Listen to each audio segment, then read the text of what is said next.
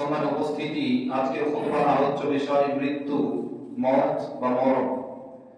মৃত্যু মরণ একই জিনিস, যাকে আরবিতে বলা হয় মত। এটি একটি আমাদের কাছে অত্যন্ত বেদনাদায়ক, যন্ত্রণাদায়ক, পীড়াদায়ক, কষ্টদায়ক, তা হচ্ছে মৃত্যু। কারণ মৃত্যু মানুষকে স্বাদ আস্বাদন করতেই হবে। মৃত্যুর স্বাদ আস্বাদন করা ছাড়া কোনো পথ নেই।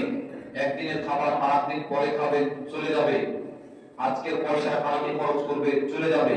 কিন্তু মৃত্যু স্বাদ আস্বাদন না করেই কবরে যাওয়া সম্ভব নয়।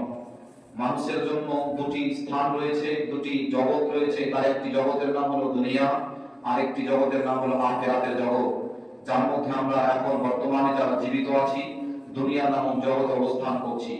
কিন্তু প্রতিটি মানুষকে দুনিয়া ছাড়তে হবে। ছাড়ার জন্য মানুষ একদম অবহেলা যদিও করছে, কিন্তু এই দুনিয়া মানুষকে ছাড়তে হবে। দুনিয়া ছাড়াটা তার পক্ষে সহজ নয়। যেমন যদি কোনো ব্যক্তি ক্ষমতা পায়, ক্ষমতা ছাড়তে সে কোনোদিন চায় না, সে চায় ক্ষমতায় বসে থাকতে। যুবক কোনোদিন চায় না বৃদ্ধ হতে, কিন্তু কালের বিবর্তনে যুবককে বৃদ্ধ হতে হয়।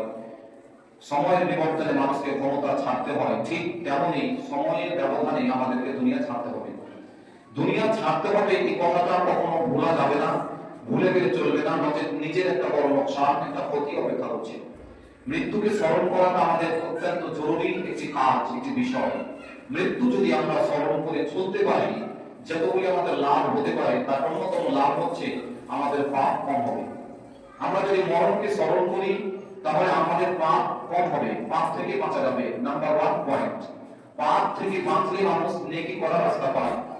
পাপ থেকে বাঁচলে মানুষ নেকি করার রাস্তা পায়। আর নেকি করার রাস্তা তখন পাবে, পাপ থেকে বাঁচতে তখন পাবে, যখন সে ভেবে নেবে বা বুঝতে পারবে বা নিজেকে অনুভব করবে যে আমি এই কাজের পরে যদি মারা যাই, এই খারাপ কাজের পরে যদি আমি মারা যাই, তো আমাকে এই কাজের জিজ্ঞাসা করা হবে।